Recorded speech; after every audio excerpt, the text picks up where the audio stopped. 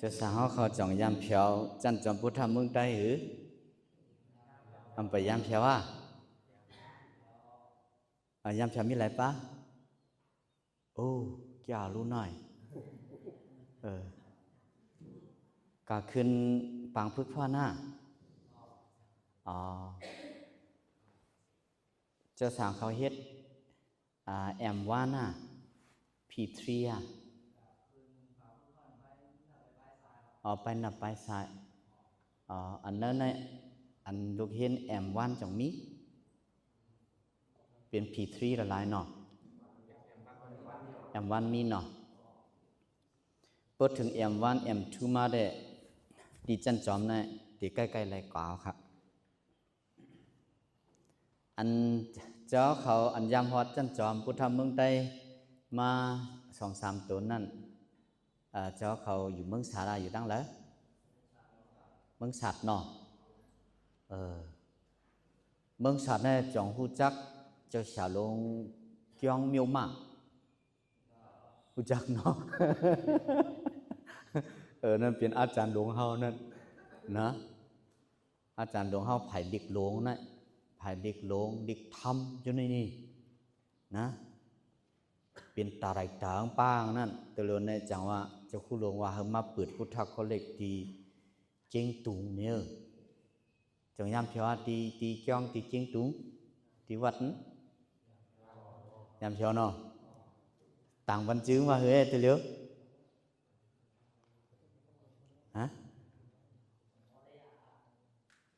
นั่นเป็นชื่อพวกชื่อวัดแหละชื่อพุทธคอลเลก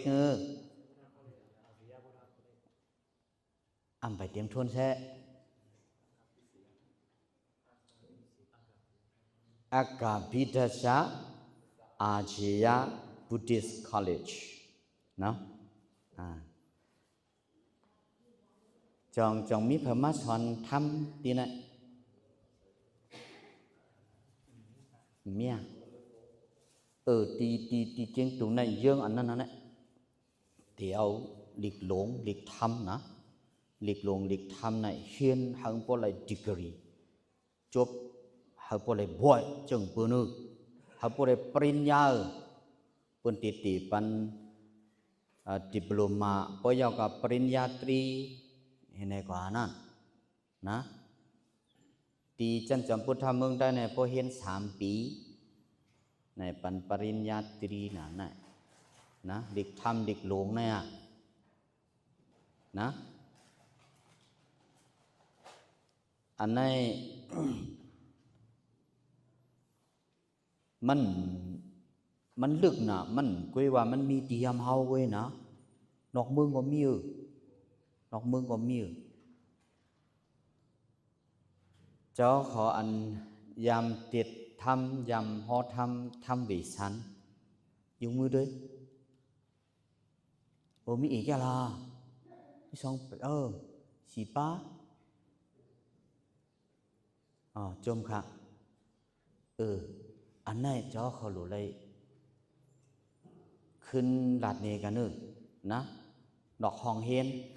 เพราะว่าเฮียนข้าวการเฮียนมันยาวกว่ายาวดูการดูงานยาวในหลัดเนกันพองนะหลัดเนกันพองมันหลีส่วนเจอหนาในเพราะว่าทำวิสานนั่นนะ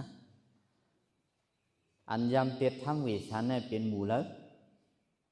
เป็นลิกหมู่เลิก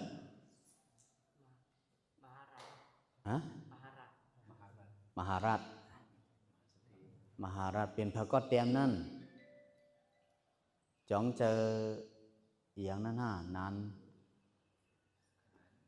มหาขนานจะมหาขนานจึงตุงเตรียมเนาะทั้งหมดมีหลายตอนมีหลายขั้น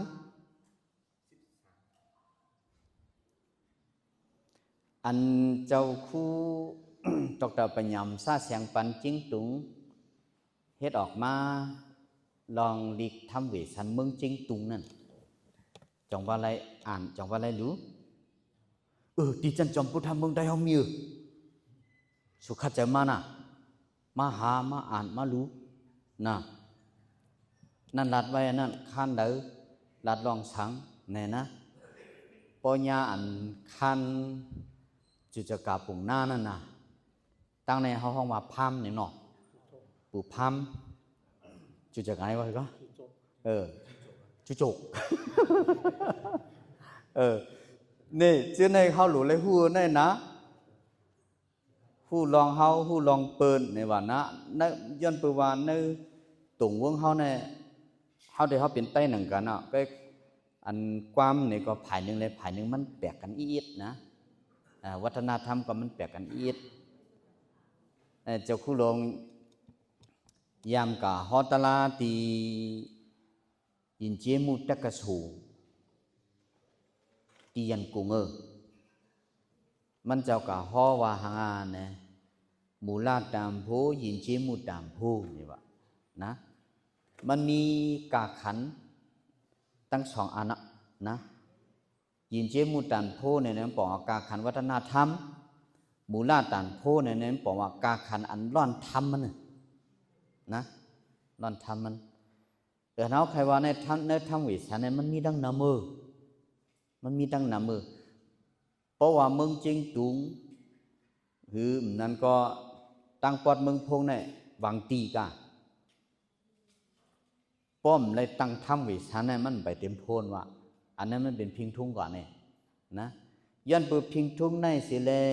ซ้ำเป็นเฮ็ดตั้งธรรมมากูปีเนี่ยเหอะทำในซ้ำหายเนี่ย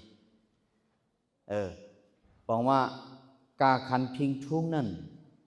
จังมันใหญ่ป้อมมีพิงทุ่งอันไหนธรรมวิสัยเนี่ยเป็นแปดไว้กี่นั่นมีเนื้อกับมีเนื้อโตเนื้อสังเนื้อเข่งพลาสัมโพลำโพชาเชงเบียนนั้นก็จ้ายันบ่มีพิงทุ่งอันไหนไว้แลทำวิสัยนั้นก็ในเปิ้นจังเอามารู้นั่นน่ะจังว่ามูลาตามโพยินเจมุตามโพว่ากาขันวัฒนธรรมเนี่ยกาขันร่อนธรรมมันน่ะมันมีจังนั้นน่ะมันมีจังนั้นอันเฮามาเฮ็ดก่อกันกูเมืองมาอยู่ที่ไหนๆเนี่ยใครฮู้ป้าอันไหนอันนึงนะฮู้ลองเปิ้นฮู้ลองเฮากำในสำเทียงอันคือว่าปอวุ้นจุ่มไก่สั่งสอนเฮานาอันเฮาต้องได้ตอเต็ดต้องก็อย่างก็แล้วยาวอันว่าอย่าสานมือยองกวนเจ้าเก่าอย่าเลี้ยงงูเห่าไว้เนื้อเจออย่าถอดเสื้อให้เปื้อนหันหลังอย่านุ่งเสื้อเหมือนซ่อนตังเนื้ออันว่านั้นมันปานนั่นแหละครับมันปานนั่นแหละข้อสั่งสอนเนี่ยมันปานนั่นลิกท่ามือหน้ามันเป็นตัวท่าให้เตรียมไว้เอายามหันซึ่งนั่นน่ะพอห้อมกว่าห้ามกับเลี้ยเพี้ยเนี่ยเฮาก็มาฮู้อันมีไว้ก็มันตีหายกะนั่นน่ะตีในเจ้าคู่หลวงใครว่าในอันเอาเฮ็ดโรงเรียนเข้าไม่กูตีในจำสังก็เอามาลัดเนกันเฮาบ่ฮู้กว่าเนี่ยฮู้ลองเปิ้นฮู้ลองเฮาก็ฮู้เปิ้นก็ฮู้หนังกันนั่นแหละบ่ฮู้หนังกันเนี่ยบอกว่า student central learning ว่าเฮาเรียนฮู้โฮมกันเนี่ยบอกว่าจังไหนน่ะเพราะฉะนั้นในเหมือนจังนั้นว่าลองเจ้าขำยามมาที่เมืองพงเนี่ยเจ้าเขาตัวเหลียวเนี่ยลูกที่เมืองตนเมืองสับปุ่งปากแคมจะไหนมาเนี่ยมาหูลองวัฒนธรรมมาหูลองพิงทุ่งมาหูจักตะกะมามืดตะกะมามืดสระสมาอาจารย์ที่เมืองพงเนี่ยพวกเจ้าเขามือนาถาไปมาเนี่ยง่ายอ่ะตั้งมันปืดก่อยอ่ะนะคงเห็นคำไหมเนี่ยเขามันมีพรเหรียญในจังว่าเฮ็ดปันเนี่ยนะเขาเฮ็ดกุดิติเห็นไหมเนี่ยไว้มาเจ้าเขาใหญ่มาพวกขึ้นวิทยาลัยมาตัวเลี้ยวในตึกเป็น P3M1 กันแหละหนูทางไรปี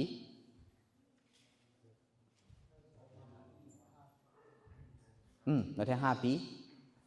หนูทาง5 ปี6 ปีพอทาง5 ปี6 ปีเนี่ย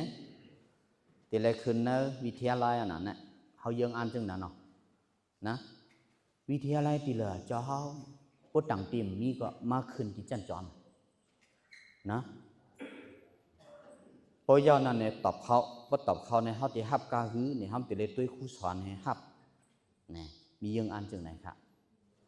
เจ้าขอหางแฮนก่อนผิดนะอย่าเบียดจะวางเวอร์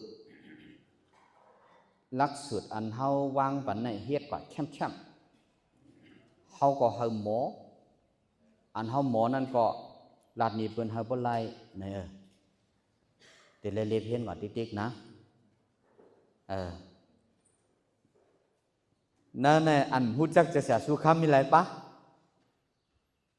โอ้มีองค์ไหนฮู้จักหมดเนาะฮู้จักหมดน่ะย้อนเบิดจะเสียสุขน่ะ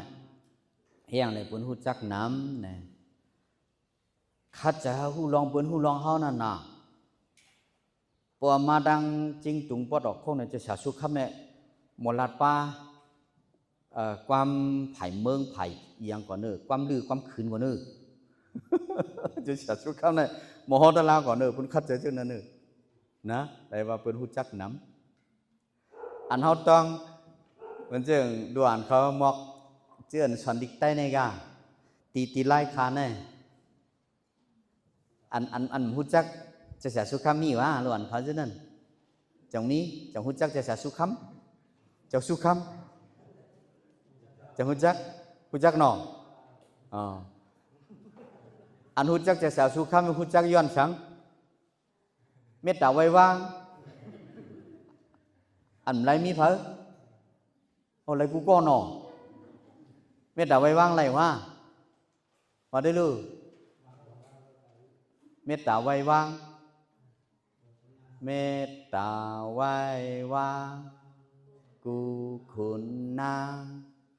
เฮอกางลอด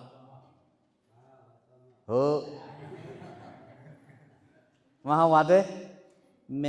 ตตาไว้วางกูขุนนางเฮอกางลอดตังเป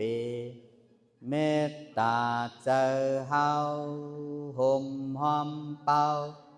เฮาเศร้าลอดเพเคนสัตวาตั้งเจอเฮามนเสตอนเตอจืนกาดเย็นเจ้าตานาตั้งเจอเฮามนเสตอนเตอจืนกาดเย็นวิยาวิจาตั้งเจอเฮามนเสตอนเตอจืนกาดเย็นสังฆาเจ้าตั้งเจอเฮามนเสตอนเตอจืนกาดเย็นเปิ้นส่งยืนมาเมตตาตะลาเฮาหาหาบกาดเย็นสาธุสาธุสาธุนี่เฮาว่าไล่กูก็รู้เมื่อไกลว่ามไล่กำนั้นไล่เลยกำนั้นด่วนเฮาหมกปานสุนัยก็อันฮู้จักจะเสียสุขค่ำนั่นนะมีด่วนเมืองไร่ค่าเฮาเป็นจัดที่ไร่ค่าแหละด่วนเมืองไร่ค่าฮู้จักจะเสียสุขค่ำฮู้จักจึงเหือเนี่ยฮู้จักย้อนเปิดตลาดอันว่าอองบีนั่นว่าจงยามนี้น่ะตลาดอันว่าอองบีนั่นว่าคำบทต้องดีผมบทต้องดีกันต้นจะจัดสุขค่ำขึ้นไม่เพิ่มนะมีคนสีก้อนนะครับทุกท่านเขาอ่านกันนังตะลาเนี่ยว่าผมตาลัดต่อกันเนี่ยว่าไตตัวเตียนผู้ชุดนี่ว่าก็ไม่เอาเตียนเนี่ยนะไฟเตียนเนี่ยมันไตตั้งนาเขาก็เลียมเดียมันนั่งตัวเตียนผู้ชุดนะเผาเตียมได้รัดความนี่ว่ากำในกองทำยืนแล้วนะทำยืนแล้วว่าเตียนอยู่หน้าลิโมว่าจึงในวันนั้นก็ว่ากำในเพราะว่าพลัดกล้องเนี่ยมันซุ้มนี่ว่ะกล้องในการวะก็ว่าเลยเฮาวันตาลัดความในสุรัตนี่ว่ะเดี๋ยวกำในสองก้อนกลางกับเทียงกองก็สองก้อนเดี๋ยวก็ไม่เทียงกองสมาจึงอยู่เย็นๆเนี่ยทำไมวะก็หมายสามก็การกว่าโยก็ไม่เห็นนั่นเลยนั่งหึงมากกำเนี่ยเตียนก็ ชุดไรนอนชุดไรก็ใครลูกหนาโลมซ้ำเป่าก็ไม่เตี้ยนหมดอ่ะเผื่อเตี้ยนหมดอ่ะเอาบีเรื่องเหลวเมืองไรครับให้ไก่หมดนะปุ๊บให้หมดจะล้วนเขาเรียกว่าเอาบีจะจับชุกคำ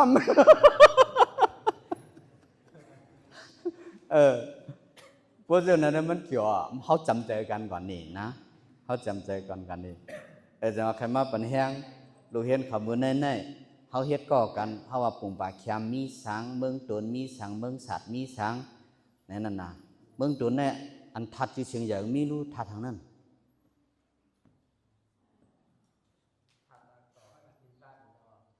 อันขึ้นกันดูลอยสูงๆนั่นเป็นจะเมืองตัวน่ะเอาหน้ากองมูเจ้าเนี่ยน่ะมันจะเลยเอาลัดต่อกันนะเอาลัดในกันพวกไหนซึ้งเนี่ยเขาก็จำใจกันกว่าผู้ลองเปิดผู้ลองเฮาในโฮมกันเห็นโฮมกันหู้